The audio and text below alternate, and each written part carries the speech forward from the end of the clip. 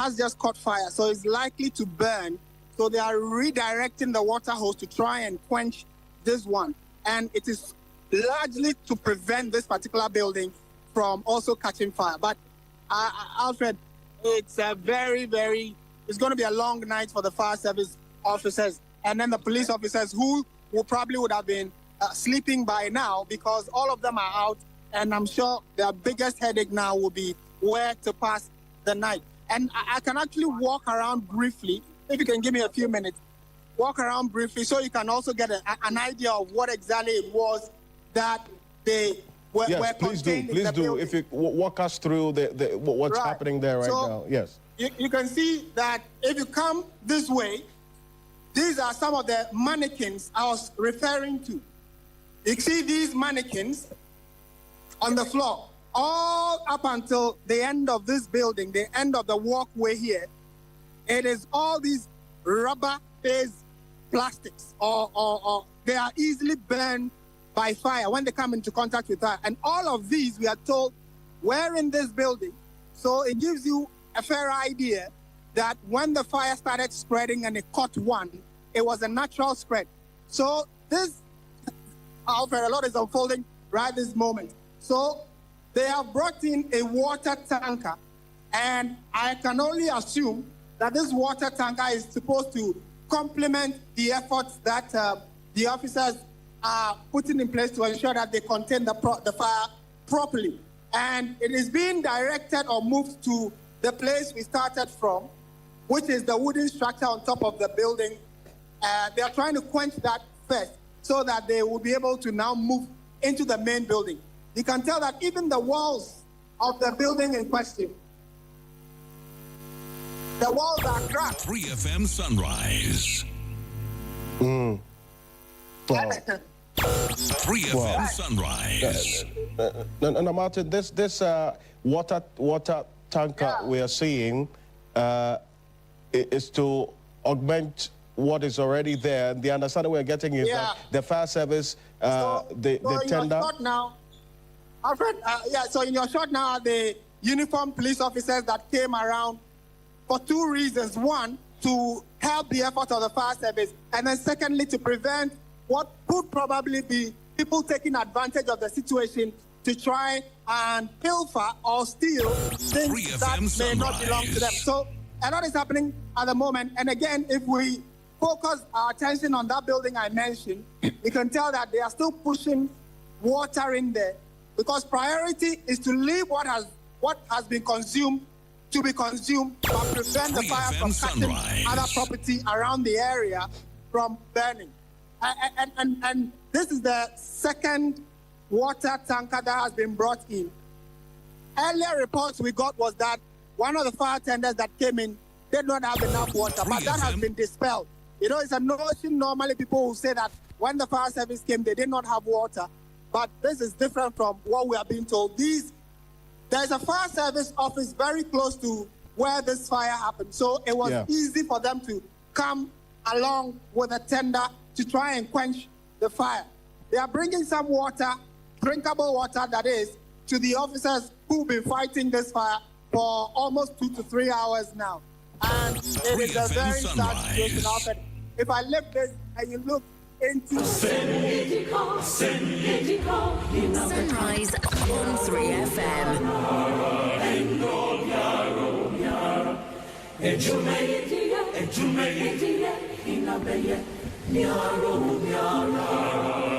And just on the day Ghana was remembering the June 3 disaster, the country was hit with another painful reminder of the same problems we've been talking about for years. It rained, part of Accra flooded, Makola Market was hit by fire, and at Adenta a building collapsed with people trapped under the rubble. It is very difficult to process all of this without asking, what exactly are we doing as a country? You know that June 3 is not an ordinary date in Ghana. It is a date that reminds us of one of the darkest moments in the country's history. In 2015, more than 150 people died after water and fire combined had circled. Many of them were ordinary people trying to get home, trying to escape the rain, trying to survive the evening. Many of them, unfortunately, had to suffer what they suffered. Since then, every year we remember them. We hold memorials, we make statements, we talk about lessons learned. And then we always say that never again. But 11 years later, on the same day of remembrance, 11 years after the incident happened, we're still seeing floods, fire, collapsed structures, blocked drains, weak enforcement. And this is the painful part. Ordinary people are still paying the price. And that is what makes it very painful. Because these are not strange problems. These are not new problems. This is not something Ghana is seeing for the first time.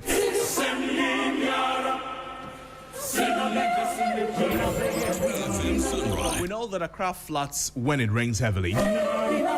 We know that our drains are choked. We know that people build in places they should not build. We know some structures go up without proper checks. We know many markets are congested and vulnerable to fire. We know emergency access in some places is very poor.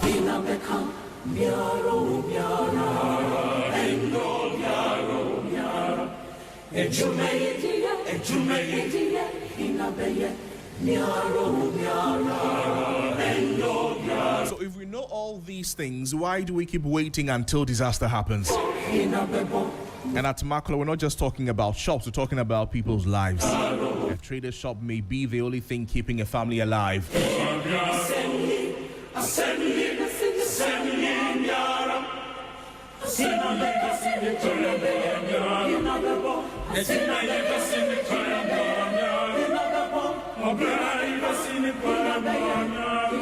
A trader's shop may be the only thing keeping a family alive. It may be school fees, rent, hospital bills, and food for the house. Now, when fire destroys that shop, it is not just goods that are lost. It is a whole family stability that may be gone. And at Adenta, we're not just talking about a collapsed building. We're talking about human beings trapped, families waiting, rescuers digging, a community in shock.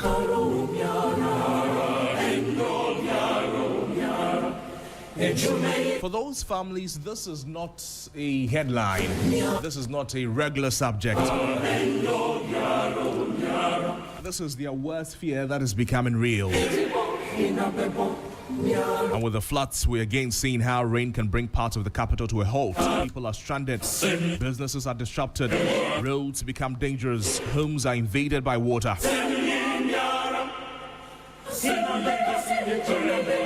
And every time that it happens, we begin to ask about responsibility.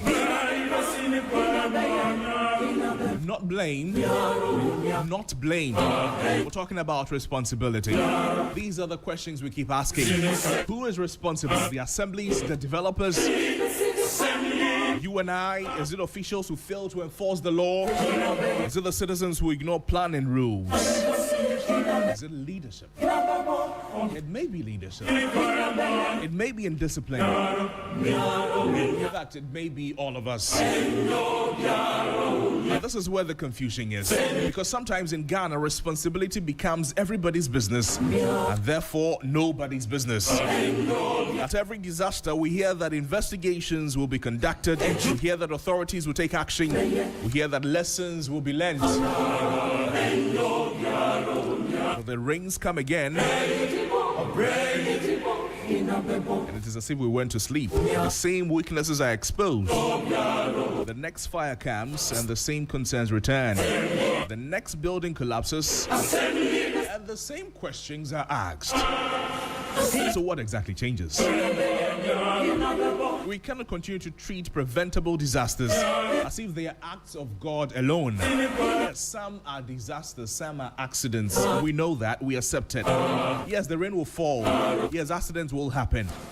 But when drains are blocked, when buildings are not properly supervised, when markets are congested, when fire safety is weak, when planning laws are ignored, then disaster is no longer just an accident.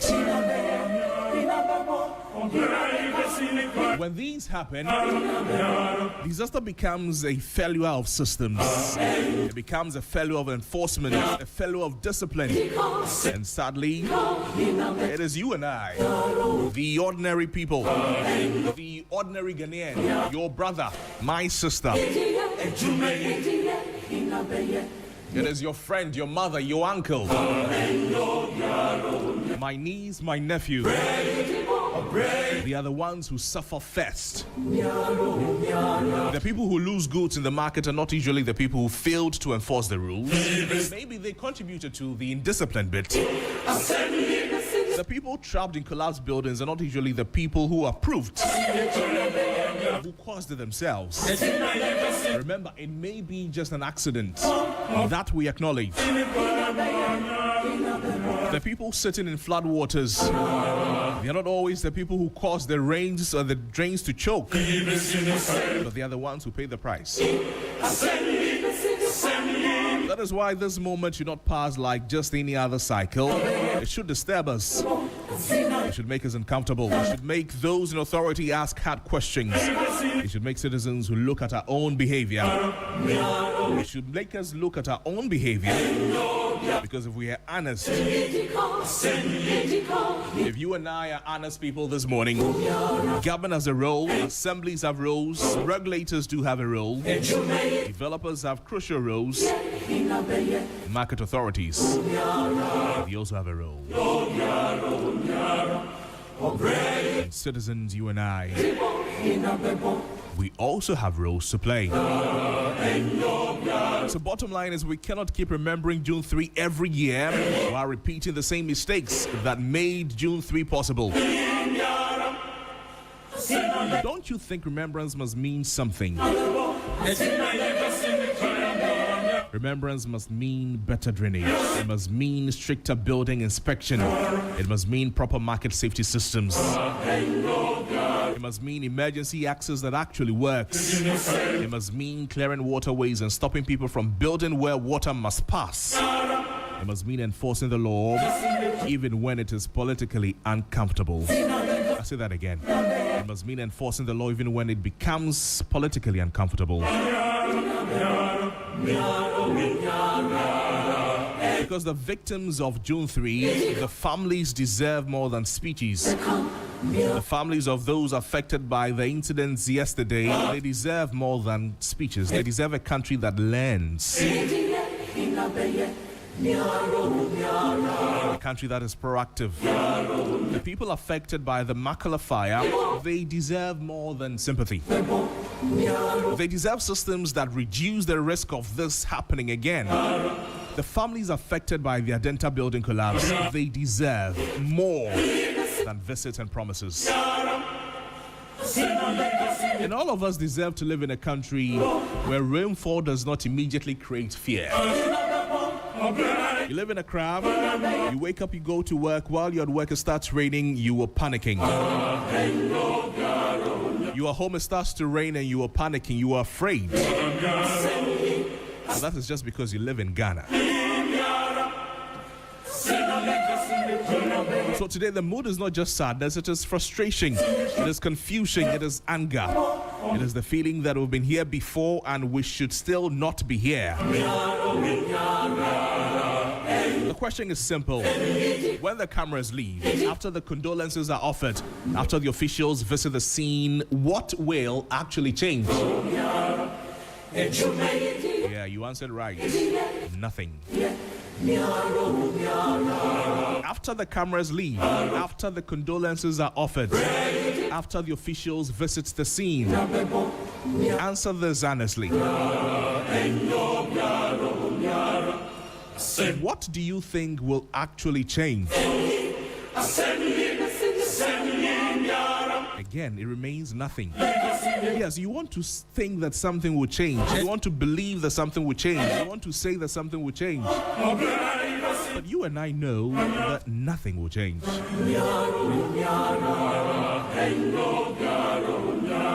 Ghana cannot keep moving from one tragedy to another with the same script. We cannot keep saying never again only for it to happen again. We cannot keep turning warnings into anniversaries. We cannot keep asking ordinary people to bear the cost of failures that they may not have created. So no more beautiful speeches. Action, enforcement, discipline, accountability. And we need to stop pretending that these disasters surprise us.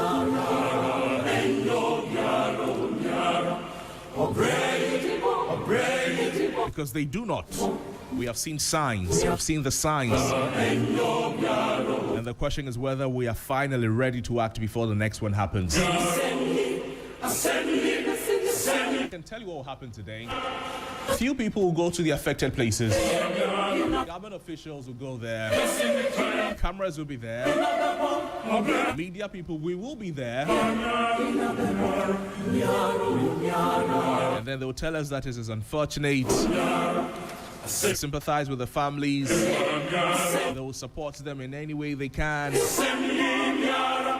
And then make sure that this does not happen again. They'll get into their cars and leave.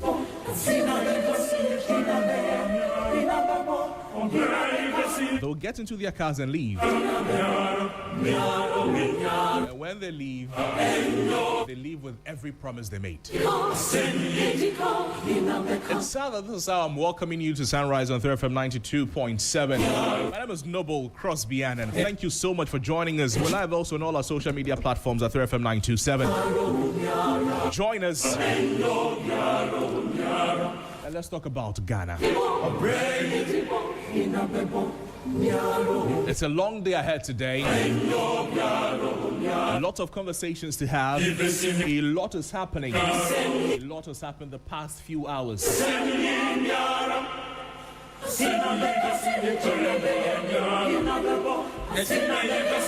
Most importantly, I'm doing this with you. So let me know, let me hear from you.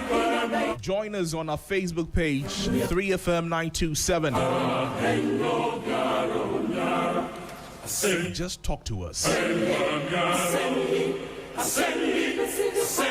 Just talk to us this morning. That is all I'm asking. Tell us what is on your mind in relation to the things that have happened the past few hours. And together, let's see what we can do to help Ghana.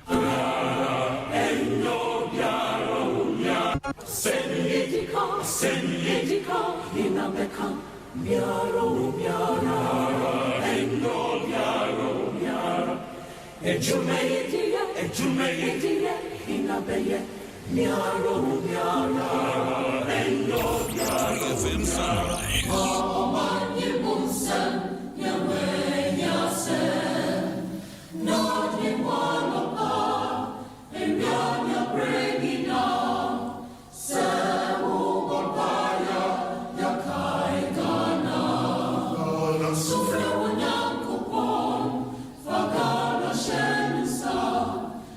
Alex King Nati works with the Ghana National Fire Service. He's with the PR team. Is joining us right now. Mr. Nati, good morning to you. Thank you for joining us. Good morning, Crosby. Thanks for having me. And well done to you and your team for what you did yesterday. We understand it was not easy, but like you always do, you come through. Thank you so much for that. Thank you very much. It's a pleasure, my boss. Now, update us. First, let's start with what happened at Makola. A few hours after, what do we know? What happened and what is the situation now? So yesterday, as at the early hours of this morning, around 12 to 1 a.m., we successfully put the fire under control. We were able to prevent civilian casualty. Unfortunately, we had a firefighter casualty where one of our gallant officers who were trying to fix the hose to the pump. Unfortunately, the pressure from the hose from the pump, pulled out the hose, making the end of the hose, which is the metal, hit his chest. It put him in a very bad condition. And so our chief officer himself was there with him to make sure that he received good care. And so as of this morning, he's responding to treatment, and we're hoping that he pulls through quite quickly. But then we dealt with we grappled with a lot of challenge when we got to the Makola or Tubi fire, because the occupants had kept their gas cylinders in there. We gathered that there were a lot of deep freezers also in there. And all these had the tendency to explode. Yes, sir. Let's take it a step at a time. So you've spoken about the unfortunate situation that your personnel finds himself in right now, and our thoughts are with him. But let's talk about the Makola fire exactly now. When you received the call, at what time did the call come? You got there, and what was the situation when you got there? So we got the call in the evening. I would have to get the exact time, but we got a call in the evening, and we have a station at Makola. So they had to quickly proceed. Upon arriving at the scene, they couldn't get access to the fire scene because there were interferences from people, and the whole road had a lot of cars around. So we had to find ways to get there. They realized the fire was well alight, as we would say, or fully developed. So we had to call for reinforcement from our stations at ministries, parliament, circle, and even industrial area, all pulling through to help make sure that the situation is put well under control. And so, fortunately, we were able to contain. There were adjoining buildings like the Ghana Water Company office and other buildings that were used as warehouse, and even a bank close by. We were able to make sure that our utmost priority was to make sure that the fire does not affect these unaffected structures around. And I can say confidently that we're able to successfully do that. So as we speak this morning, the fire has been brought completely under control. Oh, the fire has been extinguished as at 1:30 a.m. this morning. The fire was totally extinguished. We kept some of our officers on standby to make sure that in case of reignition of the fire, they'll be able to deal with it. But fortunately, there was no reignition because we were able to make sure that we do our job well. So as of this morning, I can tell you that the fire is totally out of extinguished. Do we have an idea the number of shops or structures affected? Well, so it was primarily the story building that housed the police, or as the one that was the police used as their barracks. There was also some makeshift structures very close to it that was in between that building and then the Ghana Water Company office. Unfortunately, those makeshift structures, one which was used for a barbering shop, along with the building that housed the police, were the ones that caught fire. But fortunately, the other buildings that were adjoining to it were salvaged from the fire. I see. Based on the information that you've given to us, and you were talking about some challenges you were encountering when you visited the place. You spoke about the layout, for instance, and then the presence of cylinders, refrigerators, amongst other appliances in the market. Talk to us about that. So when we got to the scene, when we get there, you find people saying that we came and we're standing there. We obviously have to get there, do an assessment, know what we are dealing with, know what so indirectly we are doing a SWOT analysis, strengths, weakness, opportunities, and threats. And so we realized that the threats were the gas cylinders. The threats were also the electricity that was very rife in the area. So as our officers were fighting the fire, they kept getting shocks, or they kept getting electrocuted.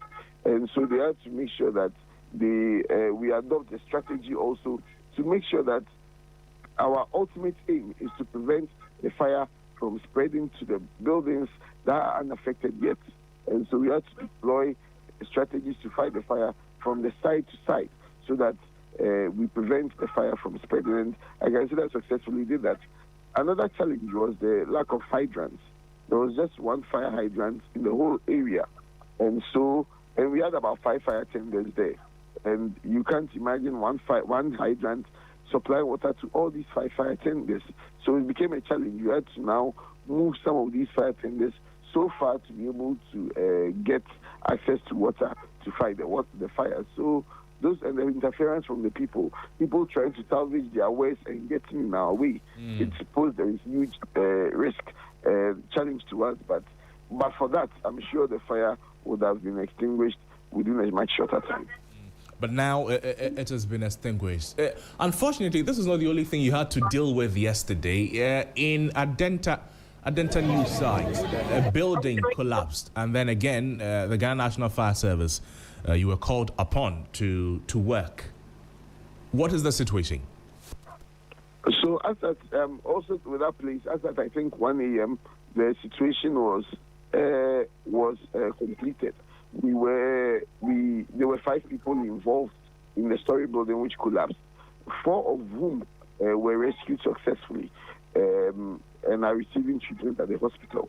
Unfortunately, a woman who is believed to be the mother of one of the survivors unfortunately lost her life, and her body has been handed over to our brothers, the police, for further treatment and for autopsy and preservation. Sorry. Do we know what kind of building was involved there? Well, it was a story building. It was a 2-story building. A 2-story building. And as to whether it was an old building or a new building, today we'll be going there to do an assessment to know what could have caused it, because then it was after the downpour that the building collapsed, meaning that maybe the building lacked a certain structural integrity. So when the engineers go there along with our officers, we should be able to do some preliminary assessments to find out what might have contributed to this unfortunate disaster.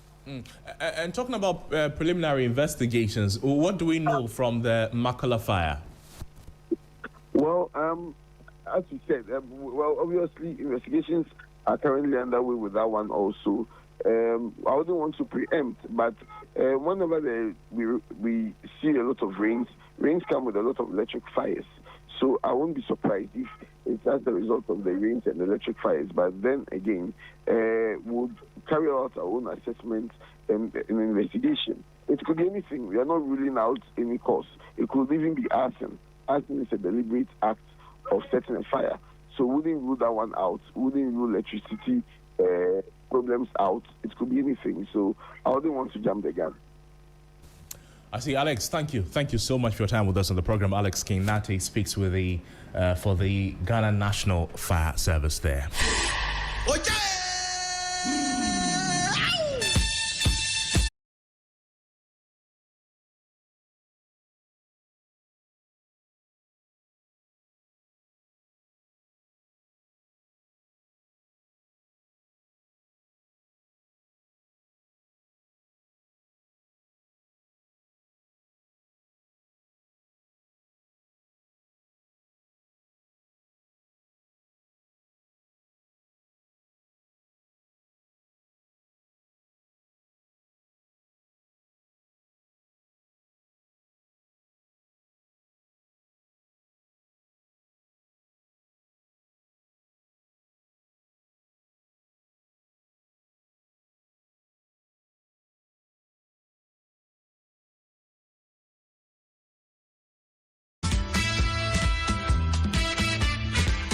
I read to you exactly what the Ghana Police Service is saying, and this is in relation to the fire outbreak at the Accra Central Police Barracks.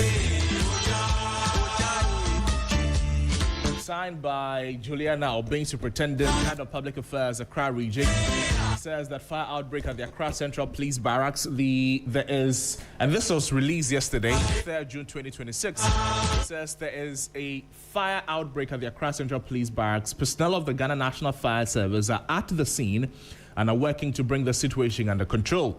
The Inspector General of Police, Mr. Christian Tete Yohunu, together with some members of the Police Management Board and the Accra Regional Police Commander, are at the location to assess the situation and ensure the necessary support to affected personnel.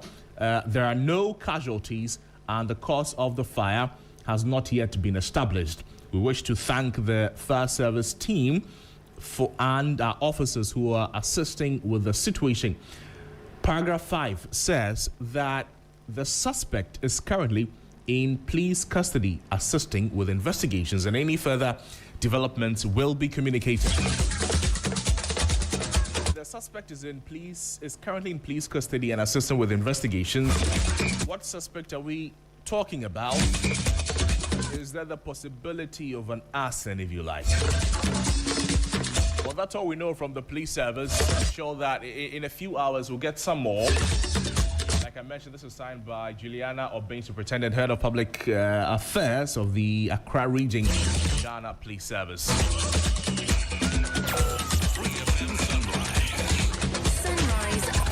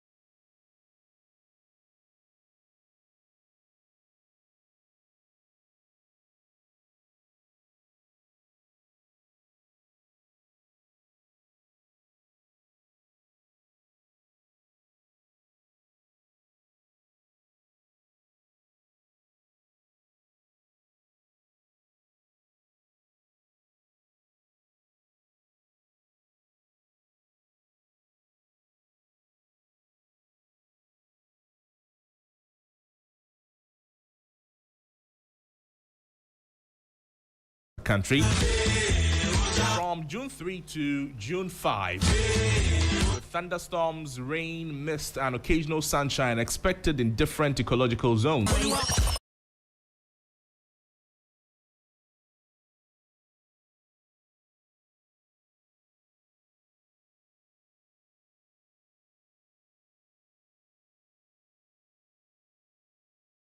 Up in the drains, rivers, and the ocean. And when the rains come, many communities experience flooding, partly because waste has blocked waterways. At the same time, thousands of people are searching for jobs. We'll try and link the two. But if we're moving towards a greener economy and opportunities are emerging in recycling, waste management, renewable energy, amongst others, we're looking at green construction and environmental innovation. This morning, joining me for the conversation is the Monitoring and Evaluation Coordinator of UNU-INR, Leonard Hasu. There's also Gloria Kafui Kuzo, National Organizer, Ghana Energy Transition Consortium. Gentlemen and lady, good morning to you. You're welcome. Good morning. I hope you're having a good morning. Yes. How's the morning been? Yes. It's been okay?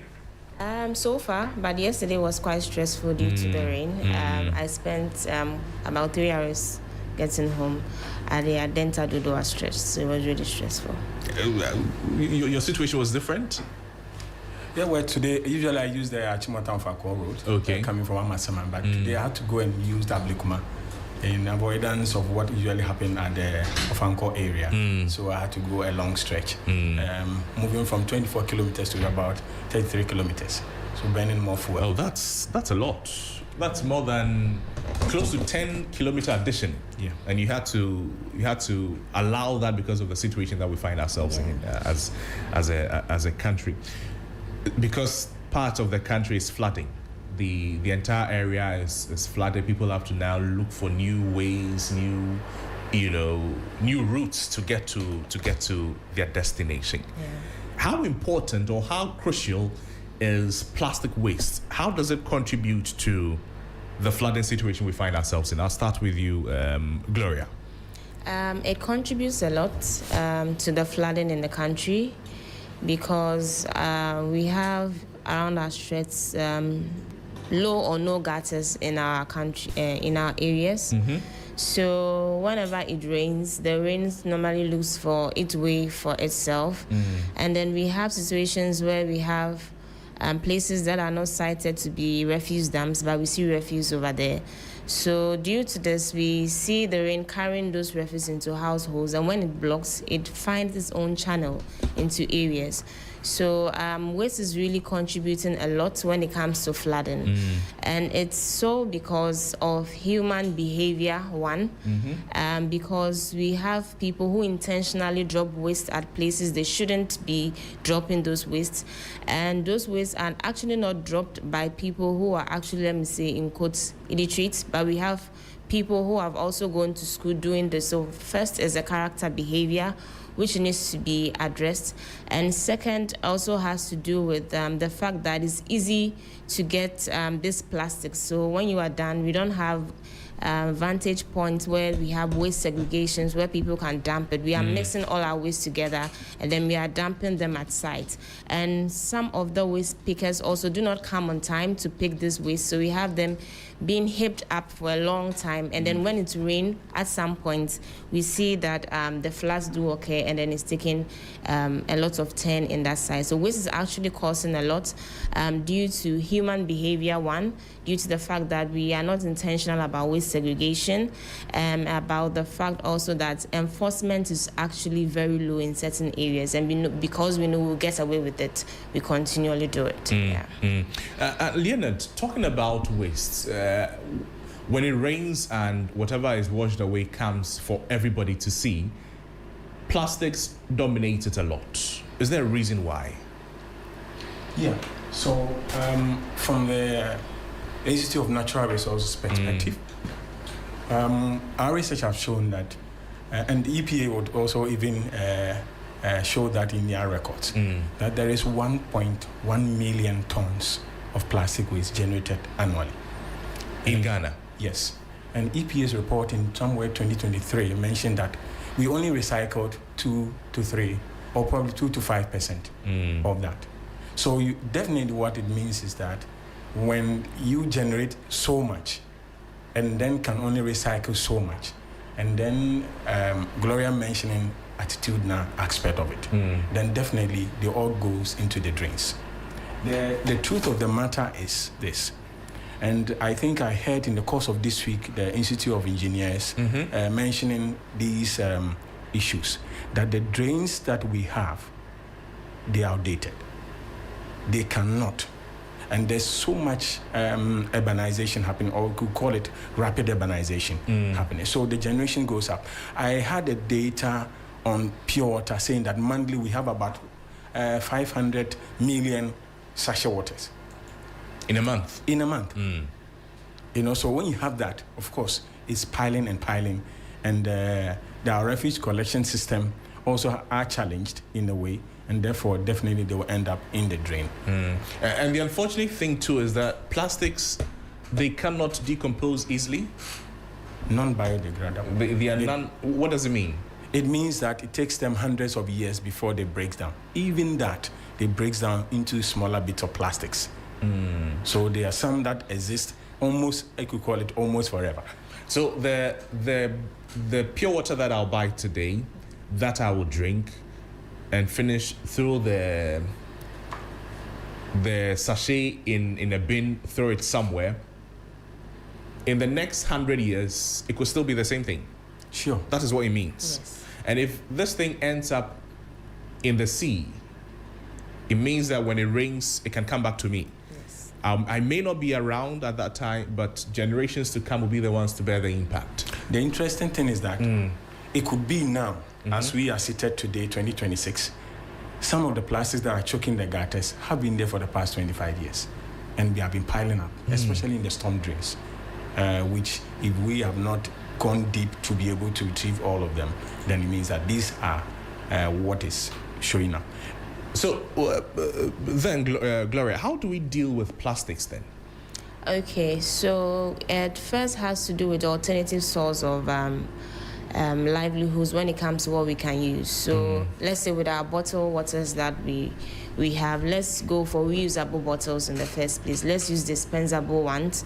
So in our offices, at our workplaces, instead of we always buying that bottled water almost every day, we should have those dispensables over there. When we go out to the markets, when we go to buy our groceries, we have these polythenes that are normally given to us. Let's use our tote bags and reusable bags. And interestingly, there are new sustainable bags in the market that are made up from waste, our polythenes and the things that we use, which are very good. And those bags also takes a long time. And I have one, when it rains, it's waterproof. So the water doesn't actually get into your bag and whatever you use, which is very good. So if you are able to use those kind of approach, it's really, really going to help for us to get those alternatives. The second one is we should be intentional about our school, because now we have the young ones coming up. What are we also teaching them for them to also move from that kind of practice? Are we being intentional to educate them about waste, or are they also going to follow the same paradigm when it comes to what we see in the community? So when we are intentional about our learning practices in school, when they are practicals about what we see, when we have green innovations about things that are localized, that are done, and we amplify them, is also going to help, because we have most of the solution being imported. And how long are we going to import solutions? If we have localized solutions that are good, it's actually going to help. We have a lot of green entrepreneurs now who are into green innovations that are helping when it comes to recycling. They are into different innovations when it comes to recycling. Those things have to be bankable and pitched enough and be embraced by the community. Once we do that, it's going to go a long way. How about the general conversation about eventually getting to a place where we don't use plastics again? That would help, wouldn't it? Yes, it will help, and that fits into Ghana's net zero targets in the Ghana Energy Investment Plan. So Ghana is saying at a point in time when we get to net zero, the Ghana is going to be very clean and we are not going to no longer see plastics. And the question is, can we be able to achieve that target? And it's yes, but it's not going to be on government side alone. Everybody has its side that he has to contribute for us to see that.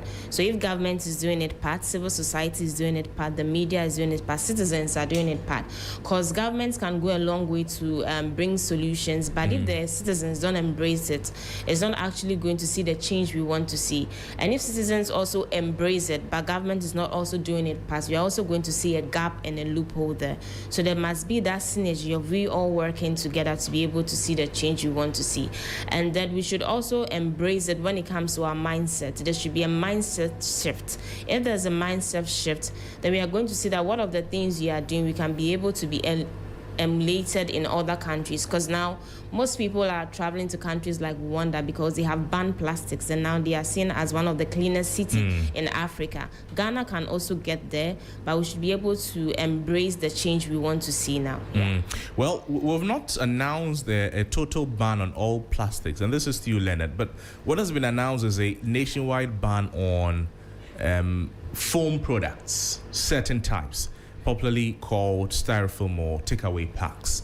Effective January 1 next year, the EPA says the ban will cover production, importation, distribution, sale, and use of these products. So takeaway containers, disposable cups and plates, foam packs used by restaurants and chop bars, some packaging or cushioning materials, insulation materials, foam mattresses, and bedding products. However, the EPA says specialized, how do you pronounce this word?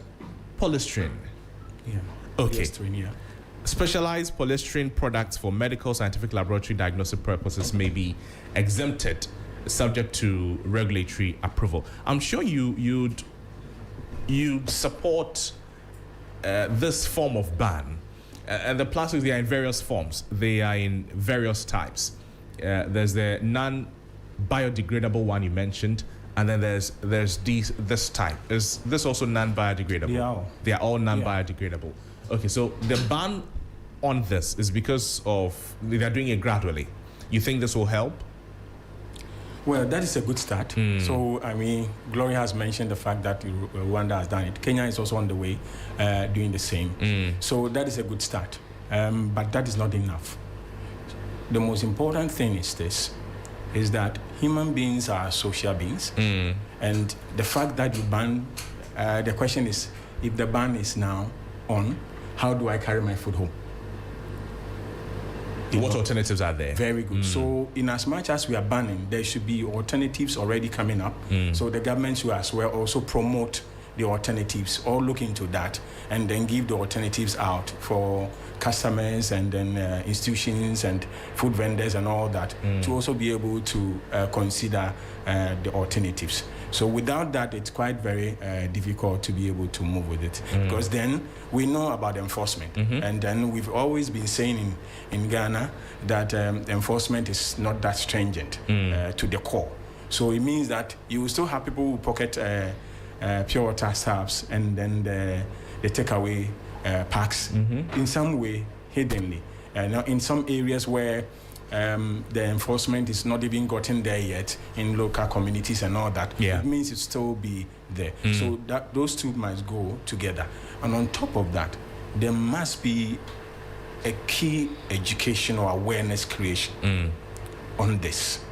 So you bear with me that when climate change started, there had been an extensive awareness creation. Yes. So on this as well, whilst the banning is about to take effect, we just barely have about 6 months, but there's still more time for the institution and collaborators and everybody involved has to come in. So I'm advocating that EP has mentioned this. So far, there are other institutions like us, research institutions and other NGOs and youth-led organizations that are there. There should be extensive stakeholder engagement to see what everybody can bring on board and provide the alternatives. In fact, even the food vendors and a friend of mine would say the people on the grounds should be able to get to know the reason why. And I think Ghanaians are reasonable people. When they come to know that this is going to cost or this is the reason for this, they will easily go for the new one that you are giving. So there's a need for a lot of education. Sure. But if we finish doing the education and we're talking about alternatives, there are people in the value chain of these things. The production, the importation, the distribution, the sale. A lot of families, a lot of people depend on livelihoods related to this thing that will be banned from next year. What options do they have? Okay, to start with, I mean, if you're an importer, for example, and then government has said that we are banning this, but we allow this, it means that you would have to switch from one product to another. That is, if it is being imported. If it's being manufactured in country, then we are saying that whoever is in there knows that innovation comes to destroy, but it gives chances for someone to also get to a stage where the person will say, yes, I'll be able to innovate around it. So the same principles of innovation comes in here, and it's just that we don't know how far they are aware of this and then how prepared they are, but government also could be able to facilitate. There are some of them have to change their calibration. They have to calibrate staffs. They have to change some equipment and all that. Okay. And then along the value chain, it's still the same to some extent. So, for example, the woman that is in Jejamirija that comes to take plastic bowls and then sell to food vendors and all that, if the alternatives are available, then those who are selling will switch to that as well. And definitely will lead to the fact that that woman will still sell packages, food packages. But then this time, it has changed a bit, not the usual. Okay. And therefore, they might not lose that much. And Gloria, if we're still talking about alternatives here and premising on the fact that eventually people will lose jobs until something is done. Thousands of people are searching for jobs already. How do we link the waste problem and unemployment together to work on them simultaneously? All right. For the waste to be taken away from the society, first we need waste pickers in the community, and then we see a lot coming around. But sometimes their way of packing this waste is sometimes a problem, because you can see sometimes when you're on the way, the wind blows and then disperses the waste. So first we need waste pickers. So after we have waste pickers who are into that, then we need people who are into intentionally recycling into different stuffs.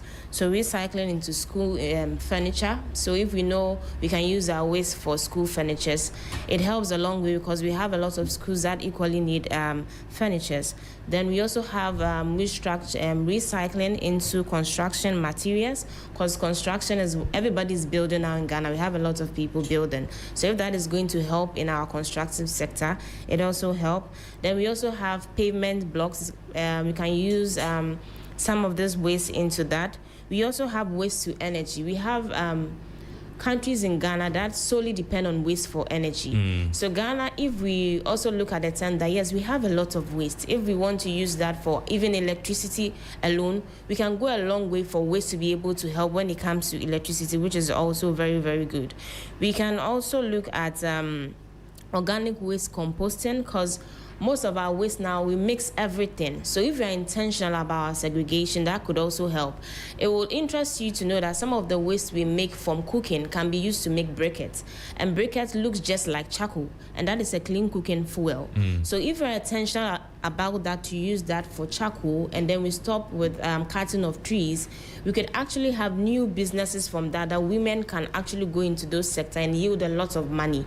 And those wastes are simple waste in our households that we normally use, which are going to help. So women out there, the youth out there that are saying, okay, there are no jobs, they can actually go into this sector, and making those briquettes are very, very easy. And everybody cooks in their homes one way or the other. Even everybody cooks, the restaurants, everybody does that.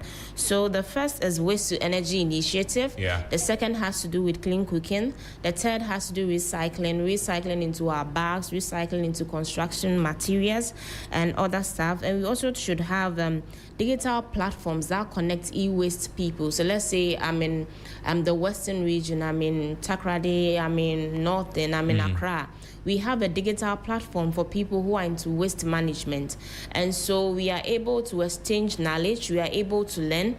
And then one thing that also helps, if there's a business booming here, Asin, we can be able to transfer, so that we can have that collation that forms from that aspect, which also helps. But as we do all of this, wouldn't we need some training, some skills development, so that the people we want to be involved in this are well equipped to do it? If not, then we'll just be pouring into baskets. Okay, so now there are lots of trainings that are happening for people who want to go into this field. Okay. So first, there must be the intentionality of young people to be involved. Most people see waste as something else, but waste is a business, and it gives a lot of money. Waste is baller. Waste yields a lot of money. So when you go into that, whether you have a degree, a PhD, you can be able to yield a lot of money. So first, we have to change our mindset that waste looks in a certain way. You can be able to yield that money. So we have a lot of civil society organizations that have platforms that are into training. We have the YOKSOC program that is on Young Green Entrepreneurship that trains young people who are into different sectors, especially when it comes to waste, when it comes to other alternatives, when it comes to the green economy, which is very, very good. And so there are intentional programs coming up. As a young person, your mobile phone goes a long way than just watching videos. You can just go on the internet, look for organizations in the country that are actually helping young people when it comes to this green entrepreneurship. Now we have a lot of that in the country, and then once you get in touch, you'll be able to learn and be updated. The trainings also don't have to just be centered on people in the TV. They should be intentional and be sent to our secondary educations also, when we go into those cycles and then we educate the students, when they leave and then they are going to the university, they also have a new set of ideas that yes, they can also do something when it comes to the waste sector, which actually helps. And back to you, Leonard, we're creating employment for people in the space so that we can be confident enough to let go of plastics, and then because there are alternatives are available for the teaching of the right skills in the various institutions that we find ourselves in, that the young people find themselves in. Is there a lot of investment in that area to build them up to a certain capacity so that they don't have to struggle to search for other avenues to retrain them?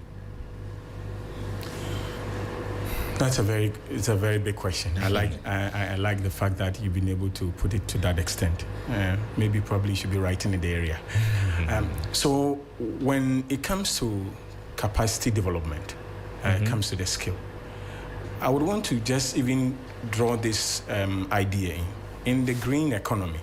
It also have gotten to a stage where we are talking about the transition. So being able to move away from the ordinary ways of doing stuff, and then we transition to renewable energy and then sustainable energy and all that. The first thing is to look at the practical integration. So we say that it is requiring much investment. So for example, if I give an example, if you would want to take the young ones through plastic recycling, it means that at the educational level or even at the practical capacity development level, you will need to pump in a lot of investment into equipment. True. If you even look at solar installations, we are still talking about waste, but you're even talking about e-waste and all that, then it requires a lot of capital to some extent for practicality. We are used to the classroom form of let's go through a slide and then goes through what it is and discuss. But that student or those students, when they come out, will find it very difficult to go out there and then actually practice. You need someone who's gone through the mill, and then this is a practical session and hands-on equipment. Most of them as well will require that you will need certain level of equipment to be able to function. So it means even when the person is trained, all the things that needs to cut into pellet and pressed, and then the sorting, all those things could be done manually, but then there are equipment that makes it quite efficient. So these investments will also be required. What I mean is that in the course of training the young ones who are going into the green economy or the circular economy, even when the training is done, they might need certain equipment to be able to function. They'll certainly need equipment to function, because if you train them and you don't give them what they need, what are they going to do with the training? They're just going to be home and add to the numbers of people who have knowledge but cannot put the knowledge to use. But are there opportunities, wealth-making opportunities in green industries? That's the question I have here to ask. Leonard. Yes, in fact, there are greater opportunities.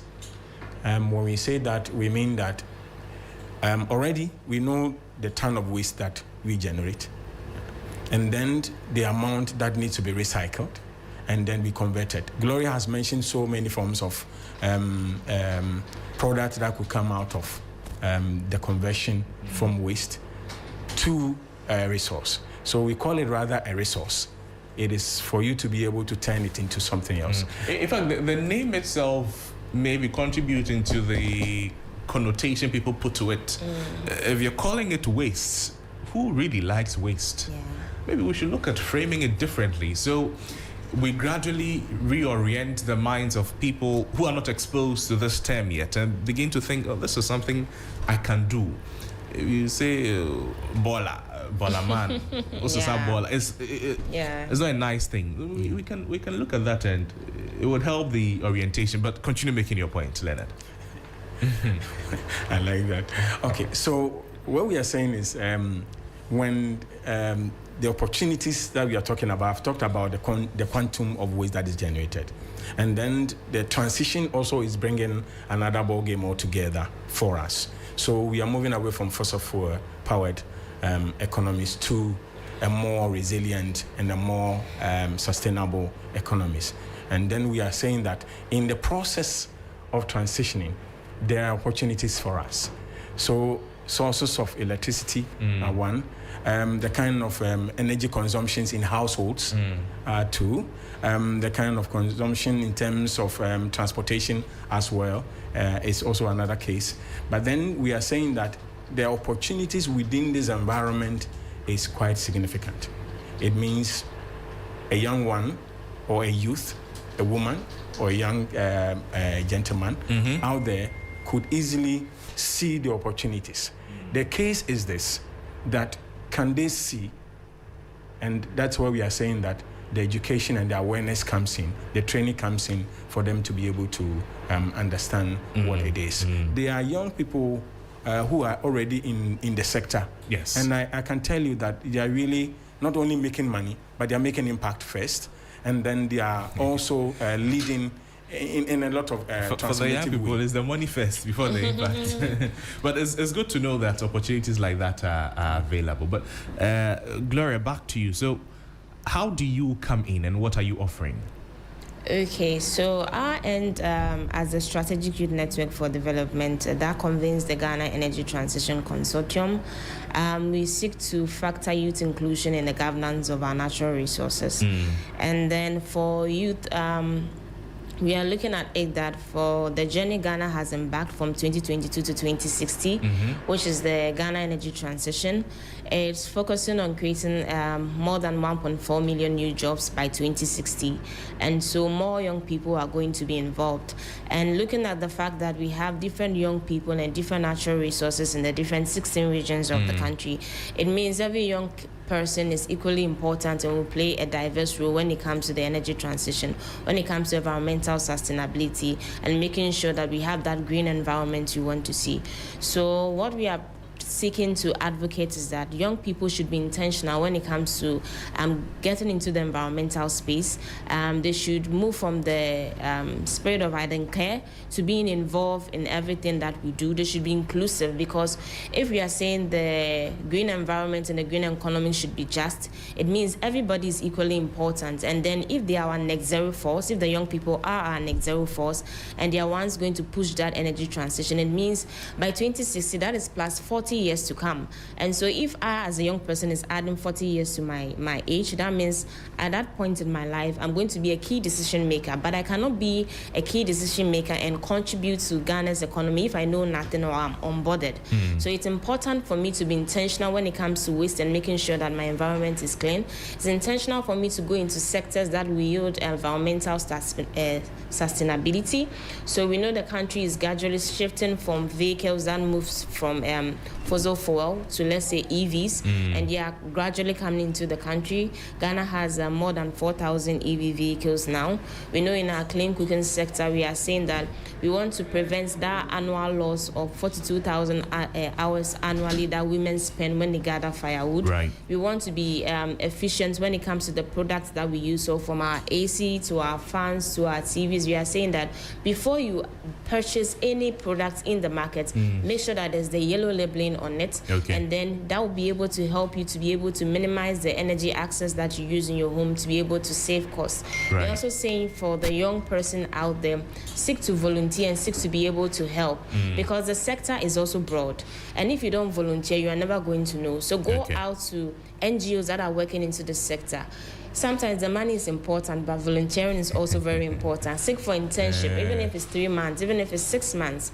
Learn something new so that you can be able to add on to what you do. If you're in the university, when you have long vacations, go for these internships so that you can be able to learn. And then write new articles. Once you learn, use social media in a different way. Go on podcasts. be always available to be able to add on to what you want to be able to see. And then we're also saying that as an organization, as SYND, in October we have our African Youth Conference coming up, and we are pitching for young people with new innovations that are also coming. So if you're a young person and now we are saying the green economy, we want to see more young people. We are going to bring key stakeholders there who want to see what you're doing. And since we've been doing this annually, more people have been able to create the visibility, and gotten funding that they need for the jobs that they are doing. For as a young person, what is your excuse? Why are you still sitting home? Why are you saying you are unemployed when there are lots of jobs that are in the sector? Leonard, briefly, how do you also come in? So the United Nations University, that's Institute for Natural Resources in Africa. For us, we come in 2 ways. Because we are research institutions, our focus is research to policy and research to action. Okay. So we have what we call the Dare to Share, which is a platform where we bring all stakeholders together to discuss the transition. So basically to say that for you to be able to do that, we are convening spaces for individuals and stakeholders to be able to voice out, dare to share what it is that is in there. But key to us is also the projects that are policy to action, that we give an example of the Innovate for Clean Agricultural Technology, an InfoCAT project, where we are looking at the informality one and looking at also innovations within the transition. Okay. So in this project, what we did was that we had to look at what the challenges women, smallholder farmers are facing in the country, and then the kind of issues that goes with the drudgery and the time that they spend, if you could call it in normal terms, the care economy, how much women spend time doing other stuffs, and then the things that have to take them from the work they do, and then their incomes going down at that level. So for us, it was to empower young entrepreneurs, especially focusing on women, to come up with innovations in the agricultural sector. So the whole issue we are talking about here this morning is even the impact at the different sectors. And the agricultural sector is one of them that our project looked at. And in this case, our key point is this: young ones need seed grants. So we gave them seed grants of about 7,400 USD. This was done in Ghana, Cote d'Ivoire, and Senegal. And in Ghana, we ended up funding 10 innovations, 5 in Senegal, 5 in Cote d'Ivoire, 20 in total, amounted about 148,000 USD. Not only then, we helped them to build capacity. So the capacity was very key. And we realized that the young ones that are coming, not only would they be able to finish the education, in the course of it, start with expert mentorship. So go through that process to be able to achieve the greater things. And we ended up with a very nice one, saying that for them that have gone through their innovations and prototyped, and we have piloted it in the field in all 3 countries, now selected 2 innovations out of all the innovations that were there, 2 in every country. So Ghana, we have 2, and then Cote d'Ivoire has 2, Senegal has 2. The purpose is this: that women are going through a lot in terms of spending hours on the field or in their job places, whether processing or that. And the alternative to their health in terms of the fossil fuel and all that has been very painful to some extent. So the introduction of renewable energy powered solution to the women have been very significant. And so far as I speak with you, across the 3 countries, over 1,000 women are enjoying the innovations that were piloted, the 20 of them across. And the young ones have been given money to also scale up again to be able to bring more impact to the society. So we are looking at practical things that transition people from wherever they are now to the new phase that is coming. So I can tell you that the women in the Yulokrobo area, the women also in Aveime who are enjoying a rice winnowing which is powered by solar, are now transitioned in a way in terms of their job, and then productivity is high comparatively to previously. Thank you so much. Use, reuse, recycle. But I have a simple question for you, Gloria, and if you can be very brief and direct, I'd appreciate it. To a young person listening to us right now, where does he or she find the opportunity? Okay, so for a young person out there, If it's renewable energy, you can go into solar PV design, installation, electrical wiring. You can go into that. You can also go into EV repairs. So with the battery, it's a whole system that you can go into. EV repairs, maintenance, you can also go into that. You can go into climate financing. You can go into agroforestry. When it comes to agriculture, it's a huge space that you can also go into. You can go into communications also, like the way we are also doing here. You can also go into the entrepreneurship drive, where we have people coming up with sustainable innovations that also drives so that. Where do they go to find these things? Okay, so on our platform, we have programs that are specially for young people. And the platform is what? syndigana.org. Okay. So you find all the things you need there about the opportunities and everything you need there. Okay. Yes. synd.org. Ghana.org. Okay. Refuse, reuse, recycle. And then the last one to you, and be very brief and direct. Okay. A young person who is listening to us right now has no knowledge, has no skill, but wants to explore the opportunities with waste. Practically, what can he do starting from his own environment? Okay, so he can collect the waste and then reach out to the waste industries that are around his community. And if that is too much, he can reach out to us. You can reach out to me, gloria@syndigana.org, my email, or on my number 059-407-6655. They'll disturb you. Lena, do you want to also do the same, or you're fine? Gentlemen and lady, thank you so much for joining us this morning. The United Nations University Institute of Natural Resources Africa, a UN think tank,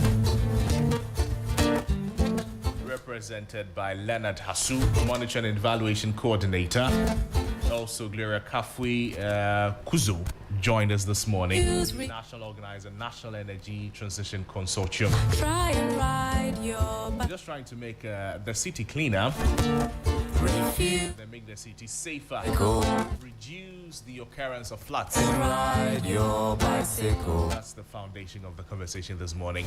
Sports news is next with Bill Ishen. Sting. The Black Stars have headed towards. Have they arrived in the US right now? Oh, they've arrived. Somebody says I should ask you. Yeah, you're going to do what? You're going to do what, sir? You're going to compete. Good. They're going to compete. They're going to compete. Yeah. That is very good. Anyways, Bill, bring us sports. Rise to the end. We gotta drink till we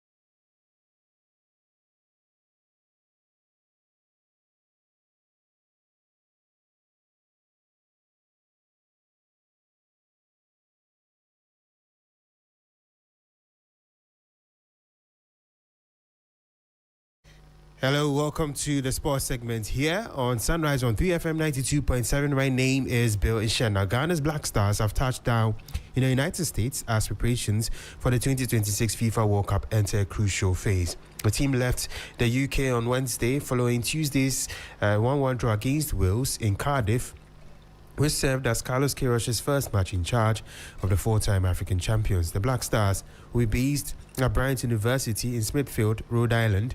During the tournament, the university campus, located just outside Boston, has been selected